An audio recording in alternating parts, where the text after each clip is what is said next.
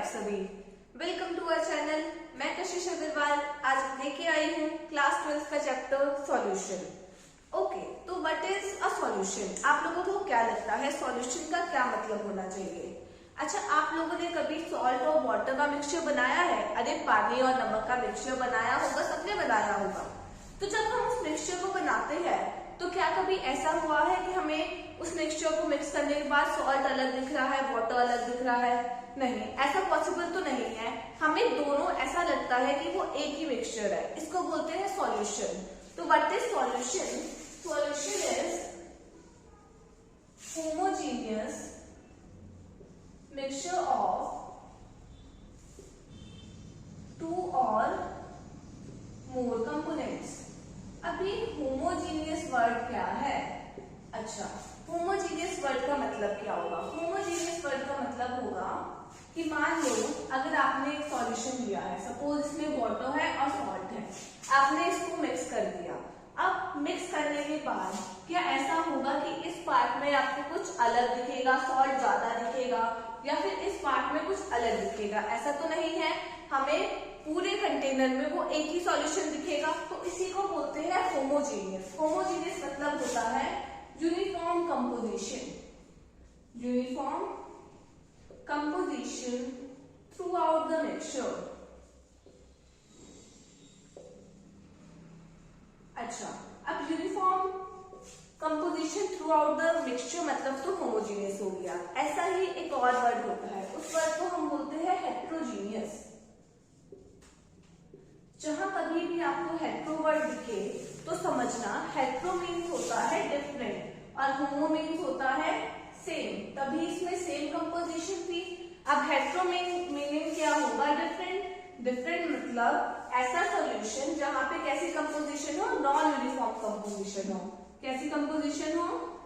Non uniform composition हो। जैसे कि अच्छा एक बात बताइए, आप सभी ने वो खाई होगी ना, वो नवरत्न की नमकीन आती है मिक्सचर वाली, उसमें क्या क्या होता है? पीनट अलग होती है, भुजिया अलग होती है, सारे मटेरियल अलग अलग होते हैं और वो सब आपको दिखते भी है। तो वो किस टाइप का मिक्सचर है? वो होता है हेट्रोजीनियस मिक्सचर। और सपोज मैंने वाटर लिया, मैंने क्या लिया? वाटर लिया। अब वाटर में मैंने ऊपर से सैंड को डाल दिया। अब जब भी हम सैंड और वाटर का मिक्सचर बनाते हैं तो आप देखते हैं कि कुछ सैंड यहाँ पे इकट्ठी हो जाती है। तो इस टाइप के मिक्सचर को क्या बोलेंगे हम? हेट्रोजीनियस मिक्सचर, जिसमें यूनिफॉर्म कंपोजिशन ना हो। तो चलिए, अभी तो हमने बेसिक सीखा कि सॉल्यूशन क्या होता है, होमोजीनियस क्या होता है, हेट्रोजीनियस क्या होता है। अब इसके बाद हम देखेंगे कि एक सॉल्यूशन के कितने टाइप हो सकते हैं। ठीक है, उससे पहले ये जानना जरूरी है कि सॉल्यूशन कभी भी दो से कम कंपोनेंट्स में नहीं बनता। ऑब्वियसली बनेगा भी कैसे? अगर आप खाली पानी ले आओगे तो उसको थोड़ी सॉल्यूशन बोलोगे। तो सॉल्यूशन में मिनिमम 2 कंपोनेंट्स होने चाहिए। ठीक है, एक बार देख लीजिए, इन सबको नोट कर लिया, आगे बढ़े। ठीक है,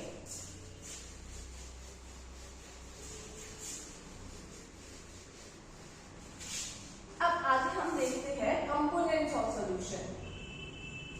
कंपोनेंट्स, अच्छा कंपोनेंट्स क्या क्या हो सकते हैं?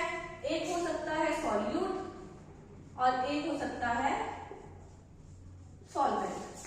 अच्छा, हम लोग बेसिकली नॉर्मली क्या सोचते हैं कि जो सॉल्वेंट होता है वो वाटर होता है, बट ऐसा जरूरी तो नहीं है। सपोज ऐसा कैसे जरूरी नहीं है? मान लो हम बनाते हैं पैग। पैग मतलब समझते हो ना, little little ethanol plus water. अब इथेनॉल और वाटर दोनों लिक्विड है। अब हमें कैसे पता कौन सा सॉल्यूट है कौन सा सॉल्वेंट है? तो ऐसा कभी भी जरूरी नहीं है कि जो सॉल्वेंट हो वो वाटर ही हो या फिर सॉल्यूट हो वो हमेशा सॉलिड ही हो। ऐसा भी हो सकता है कि सॉल्यूट लिक्विड हो, ऐसा भी हो सकता है सॉल्वेंट लिक्विड हो, ऐसा भी हो सकता है सॉल्यूट गैस हो या फिर सॉल्वेंट गैस हो। तो इसको डिफरेंशिएट कैसे करेंगे? तो हमेशा याद रखना, सॉल्यूट होता है जो स्मॉल क्वांटिटी में पाया जाए और सॉल्वेंट होता है जो लार्ज क्वांटिटी में पाया जाए। ठीक है, सॉल्यूट में स्मॉल क्वांटिटी में पाया जाए और सॉल्वेंट में जो लार्ज क्वांटिटी में पाया जाए। अब बहुत से टाइप के सॉल्यूशन हो सकते हैं। सपोज जैसे मैंने आपको बताया था कि अगर आप पानी में नमक मिला दो तो उसमें टोटल कितने कंपोनेंट्स हुए, 2 कंपोनेंट्स। तो ऐसे सॉल्यूशन जिसमें 2 कंपोनेंट्स होते हैं उनको हम बोलते हैं बाइनरी सॉल्यूशन। क्या बोलते हैं? Binary solution. अच्छा, अब सपोज हमेशा याद रखना कि जो सॉल्वेंट होता है ना, सॉल्वेंट हमेशा सिर्फ एक ही होता है, क्योंकि सॉल्वेंट एक मीडियम प्रोवाइड करता है। जैसे मान लो कुछ भी चीज हम बना रहे हैं तो जो सॉल्वेंट होगा वो सिर्फ मीडियम प्रोवाइड करेगा। उसमें हम कैसे सॉल्यूट डालेंगे, कौन सा सॉल्यूट डालेंगे, वो डिसाइड करेगा कि हमारा क्या बन के आएगा। मीन्स जो सॉल्वेंट होता है वो ऑलवेज एक मीडियम की तरह एक्ट करता है, बट जो सॉल्यूट होता है वो रिएक्टिव होता है, वो एक रिएजेंट की तरह काम करता है। इसीलिए रिएक्शन सॉल्यूट से काम करती है। अब सॉल्यूट एक भी हो सकता है, 2 भी हो सकते हैं, 3 भी हो सकते हैं, फर्दर हो सकते हैं, जितने भी हमें डालने हैं। ऐसा है, अब आप नींबू पानी बना रहे हो, अब आप सिर्फ नमक और पानी डाल के तो उसको नींबू पानी नहीं बोलोगे, उसमें नींबू की भी रिक्वायरमेंट होगी ना। तो अगर मैं ऐसा करूं कि नमक, नींबू और पानी डाल दूं तो कितने कंपोनेंट्स बन जाएंगे? 3 कंपोनेंट्स। और इसको बोलते हैं हम टर्शरी सॉल्यूशन। Tertiary means 3। अच्छा, ऐसा वाला नींबू पानी कौन पिएगा? ऐसा वाला नींबू पानी पिएगी वो डाइट वाली गर्ल्स होती है ना, नो शुगर लाइक। और हमें शुगर के बिना स्वाद आता है? कभी भी नहीं। नींबू पानी मतलब शुगर इज नेसेसरी। तो ऐसे सॉल्यूशन हम जैसा नींबू पानी बनाएंगे तो हम क्या करेंगे? शुगर डालेंगे, सॉल्ट डालेंगे, वाटर डालेंगे और नींबू डालेंगे। हमने टोटल 4 कंपोनेंट्स डाले, तो 4 कंपोनेंट्स वाले सॉल्यूशन को क्या बोलेंगे? Quaternary solution. ठीक है। अच्छा, अब सपोज आपको क्वेश्चन में नहीं दिया है कि विच टाइप ऑफ सॉल्यूशन। अगर क्वेश्चन में दिया है टर्शरी सॉल्यूशन तो आप समझ जाना कि 2 सॉल्यूट है, 1 सॉल्वेंट है। बट ऐसा होता है मोस्ट ऑफ द क्वेश्चंस में नहीं दिया होता कि कौन से टाइप का सॉल्यूशन है, तो हम कैसे पहचानेंगे? अगर कभी भी ऐसा सिनेरियो हो तो हमेशा बाइनरी सॉल्यूशन को कंसीडर करना। मतलब अगर नॉट गिवन है इन क्वेश्चन तो कंसीडर बाइनरी सॉल्यूशन। देखिए, आज हम बहुत बेसिक पढ़ रहे हैं, क्योंकि आई थिंक चैप्टर की शुरुआत करने से पहले बेसिक क्लियर हो जाना जरूरी है, क्योंकि बिना बेसिक क्लियर करे अगर हम आगे चैप्टर में फर्दर बढ़ते रहेंगे तो कोई फायदा नहीं है। ठीक है, तो आज हम बेसिक पे वीडियो बना रहे हैं, बेसिक क्लियर कर रहे हैं, उसके बाद हम असली चैप्टर पे चलेंगे। तो ये सब लिख लिया आपने?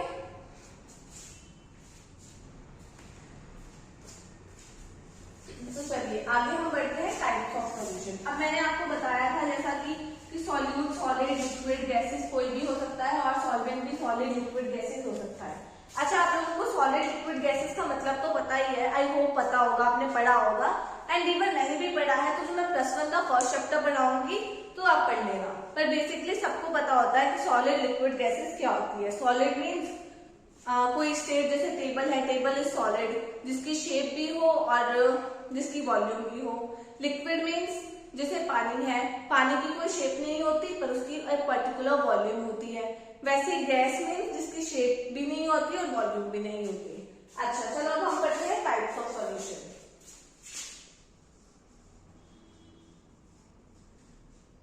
मैं शॉर्ट में लिखती हूँ types of solution, solute, solvents and examples. अच्छा, तो टाइप्स ऑफ सॉल्यूशन में सबसे पहले हम पढ़ेंगे गैसियस सॉल्यूशन। Gaseous solution. अच्छा, गैसियस सॉल्यूशन में एक बार सॉल्यूट गैस हो सकता है और सॉल्वेंट भी गैस हो सकता है। अच्छा, आप लोग सोचिए, आपने कोई देखा है ऐसी चीज जो गैस का सॉल्यूशन हो? सोचिए। अरे सबने देखा है। सोचो, गैस का सॉल्यूशन कहाँ देखा है? अपने आसपास। ऑब्वियसली हमारे आसपास हवा है, हवा में ऑक्सीजन भी है, नाइट्रोजन भी है, कार्बन डाइऑक्साइड भी और बहुत सारी गैसेज है। अब ऐसा तो नहीं है ना कि अब हवा में जाओगे, हवा को बोलोगे मुझे सिर्फ ऑक्सीजन चाहिए और एक पार्ट में जाकर सिर्फ ऑक्सीजन ले लोगे। Not possible. तो हवा एक सॉल्यूशन है। क्यों? क्योंकि उसको आप सेपरेट तो नहीं देख पा रहे कि कहाँ पे ऑक्सीजन है, कहाँ पे नाइट्रोजन है। ऐसा होता तो हम जाके ऑक्सीजन ले लेते, पर नहीं, हवा में ऑक्सीजन भी है, नाइट्रोजन भी है, सब कुछ है। तो गैस सॉल्यूट भी हो सकती है, कोई गैस सॉल्वेंट हो सकती है। तो इसका एग्जांपल क्या हुआ? एयर। अच्छा, अब दूसरा है हमारे पास, अगर हमारे पास सॉल्यूट लिक्विड है और सॉल्वेंट गैस है। अब सोचिए, अच्छा इसका एक सिंपल सा एग्जांपल बताती हूँ, आपकी एनसीईआरटी में दिया है बट वो थोड़ा टफ है, वो भी मैं करवा दूंगी, बट एक सिंपल सा बताती हूँ जो आप लोग सोच सकते हैं। अच्छा, आपने कभी देखा है बरसात होती है, उसके बाद एयर में मॉइस्चर आ जाता है। मॉइस्चर क्या होता है? मॉइस्चर मतलब नमी, पानी पानी। तो उसमें क्या होता है? गैस है, एयर, और उसमें वाटर ड्रॉपलेट्स आ जाते हैं, तो वो लिक्विड इज गैस हुआ, तो मॉइस्चर हो सकता है। प्लस आपके एनसीईआरटी में दिया है क्लोरोफॉर्म इन नाइट्रोजन, ये भी आप याद कर सकते हैं। क्लोरोफॉर्म लिक्विड होता है और उसको हम नाइट्रोजन गैस में मिक्स कर सकते हैं, तो उससे हम सेपरेशन नहीं होता उनका। अच्छा, अगला हम देख सकते हैं सॉलिड इन गैसेस। अच्छा, सॉल्यूशन का नाम उसके बेसिस पे चलता है जो सॉल्वेंट हो। क्यों? क्योंकि सॉल्वेंट ज्यादा क्वांटिटी में पाया जाता है। अब सोचो सॉलिड इन गैसेस हमें देखना है। अब सॉलिड इन गैसेस में आपको सिंपल सा एग्जांपल बताती हूँ। आपने देखा होगा, आपने देखा है कभी कभार गर्मियों में तूफान चलता है तो बहुत डस्टी डस्टी सी एयर होती है, लड़कियां मास्क लगा लेती है और उनकी स्किन खराब हो जाती है, देखा है ना सबने। तो सॉलिड इन गैस क्या हो सकता है? अगर हमारी एयर में 10 पार्टिकल्स है तो हो सकता है 10 पार्टिकल्स इन एयर, प्लस और हो सकता है हमारे पास कैम्फर इन N2। अच्छा, कैम्फर मतलब आप लोगों को पता है, आप सबने देखा है कैम्फर। कैम्फर आप लोग पूजा में जलाते हैं, वो व्हाइट कलर का होता है ना, कपूर, उसको कैम्फर बोलते हैं। कैम्फर इज कपूर, ठीक है। अच्छा, ये तो हो गया हमारी गैसेस सॉल्यूशन। अब हम बात करते हैं लिक्विड सॉल्यूशन की। Second is liquid solution. तो लिक्विड सॉल्यूशन में सबसे पहले आता है गैस इन लिक्विड। अरे ये तो सबसे इजी है, आज की डेट में सबने कोल्ड ड्रिंक पी होगी, रोज ही पीते हैं गर्मियों में हम कोल्ड ड्रिंक्स। कोल्ड ड्रिंक्स में अगर सोचो आप कोल्ड ड्रिंक्स लाते हो और कभी कभार हम उसको बहुत जोर से शेक करते हैं और शेक करने के बाद खोलते ही गैस निकलती है, वो क्या होती है? वो होती है CO2 इन वाटर। CO2 को हम उस कोल्ड ड्रिंक में मिक्स कर देते हैं एट हाई प्रेशर। जैसे ही हम खोलते हैं तो प्रेशर लो होता है और CO2 निकल जाता है। ये भी हम आगे आने वाले सेशंस में पढ़ेंगे कि ऐसा क्यों होता है। ये जानने के लिए हमारे साथ जुड़े रहना। अभी के लिए याद रखना कि जो गैस और लिक्विड होती है उसका एग्जांपल क्या होगा? CO2 इन वाटर, जैसे कि आपकी कोल्ड ड्रिंक्स, ठीक है। एंड अगला एग्जांपल तो आप लोगों का फेवरेट है, ethanol in water. Ethanol in water मतलब समझते हो ना, हम लोग पैक बनाते हैं, इथेनॉल वाटर में डालते हैं little little. Solid in liquid. अच्छा, सॉलिड इन लिक्विड सोचिए क्या हो सकता है? सॉलिड इन लिक्विड हम डेली लाइफ में बहुत यूज करते हैं। जैसे हम पानी में चीनी मिला दें, चीनी तो सॉलिड होती है और पानी लिक्विड होता है, तो शुगर इन वाटर, ठीक है। अब हम लास्ट करते हैं सॉलिड सॉल्यूशन। सॉलिड सॉल्यूशन में फर्स्ट है गैस इन सॉलिड।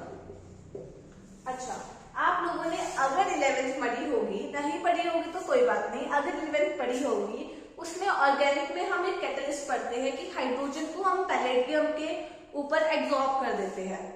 हम आगे पढ़ेंगे। पैलेडियम का सरफेस होता है वो सॉलिड सरफेस होता है और उसके ऊपर हम हाइड्रोजन गैस को एब्जॉर्ब करते हैं। एब्जॉर्ब मतलब सरफेस पे एब्जॉर्ब करना उसको, वो हम सरफेस केमिस्ट्री पढ़ते हुए और डिटेल में पढ़ेंगे।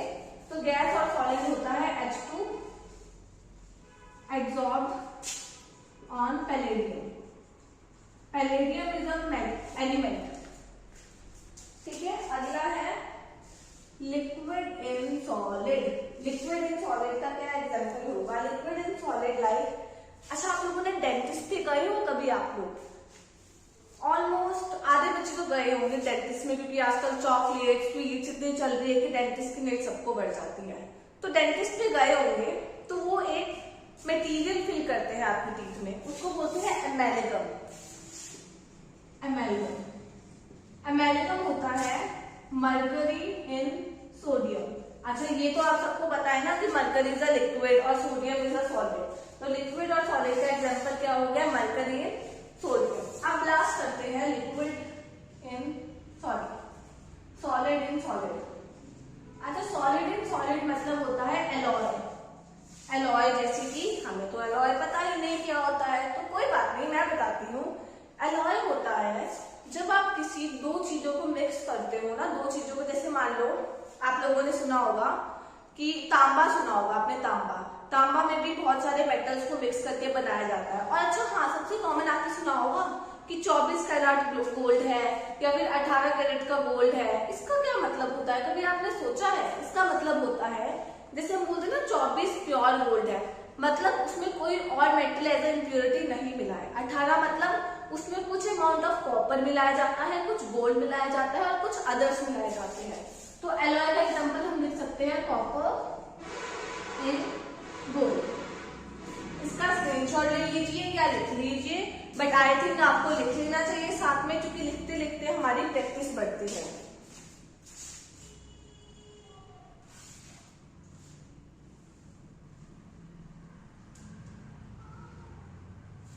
हो गया, इरेज कर दो, ठीक है।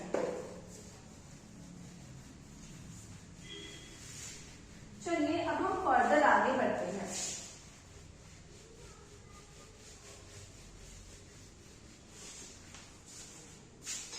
अब हम देखते हैं expressing the concentration of a solution, मतलब हमें कंसंट्रेशन को कैसे कैसे एक्सप्रेस कर सकते हैं। अच्छा, कंसंट्रेशन मतलब क्या होता है? कंसंट्रेशन पहले हम जानते हैं कंसंट्रेशन मतलब क्या होता है। कंसंट्रेशन मतलब होता है सिंपली कि कितने में कितना, मींस कितना अमाउंट ऑफ सॉल्यूट एक गिवन अमाउंट ऑफ सॉल्वेंट में एडेड है। मतलब सपोज मैंने आपका 2 ग्राम सॉल्ट ले लिया और उसको मैंने 80 ग्राम में वाटर में डिसॉल्व कर दिया, तो ये उसकी कंसंट्रेशन होगी। कंसंट्रेशन मतलब amount of solute dissolved in particular amount of solvent, amount of solvent। अब हमें कंसंट्रेशन को एक्सप्रेस करना है तो हम दो तरीके से कर सकते हैं। एक हम कर सकते हैं क्वांटिटेटिवली, क्वांटिटी वाइज, एक हम कर सकते हैं क्वालिटी वाइज, ठीक है। अच्छा, क्वांटिटी वाइज हम कैसे कर सकते हैं? क्वांटिटी वाइज हम कर सकते हैं जैसे कि हमने बताया कि इतने में इतना से मोलैरिटी, मोलैरिटी, ऐसे बहुत सारी कंसंट्रेशन टर्म्स है जो हम अभी पढ़ेंगे आगे। क्वालिटी वाइज हम कैसे कर सकते हैं? हम बता सकते हैं कि वो सॉल्यूशन डाइल्यूट है या फिर कंसंट्रेटेड है। अच्छा, क्वांटिटी और क्वालिटी मतलब समझते हो ना। क्वालिटी मतलब जैसे हम बोलते हैं इस प्रोडक्ट की कैसी क्वालिटी है, उस प्रोडक्ट की कैसी क्वालिटी है। तो सॉल्यूशन में भी क्वालिटी मतलब होता है वो डाइल्यूट है या कंसंट्रेटेड है। डाइल्यूट मतलब होता है उसमें कितना वाटर है, कितना वाटर है, मतलब उसको कितना ज्यादा डाइल्यूट किया गया है। और कंसंट्रेटेड मतलब क्या होता है कि उसमें लार्ज अमाउंट ऑफ सॉल्यूट है, सॉल्यूट, और इसमें स्मॉल अमाउंट ऑफ सॉल्यूट। अच्छा, अब आपने अपनी 11th में एक टर्म पढ़ी होगी, वो टर्म थी ब्राइन NaCl। आई होप आप सबने पढ़ी होगी इनऑर्गेनिक में ब्राइन NaCl। बहुत सारे बच्चों को उस टाइम वो ब्राइन का मतलब समझ नहीं आया होगा। उसको ब्राइन सॉल्यूशन क्यों बोलते हैं? उसको ब्राइन सॉल्यूशन इसलिए बोला जाता है क्योंकि ब्राइन मतलब होता है कि वो कंसंट्रेटेड सॉल्ट है इन वाटर। आप समझे ब्राइन का क्या मतलब होता है, ठीक है। अच्छा, एक और टर्म हमने पढ़ी थी एक्वस सॉल्यूशन। एक्वस सॉल्यूशन, इस एक्वस का मतलब क्या होगा? जैसे आपने पढ़ा होगा एक्वस NaOH या फिर एक्वस HCl। क्या किसी को पता है इस एक्वस का मतलब क्या होगा? एक्वस मतलब होता है वाटर, मतलब इसमें जो सॉल्वेंट होगा वो क्या होगा? वाटर होगा। Got it? अच्छा, ठीक है। अब हम आगे पढ़ेंगे कंसंट्रेशन टर्म्स, क्वांटिटी वाइज।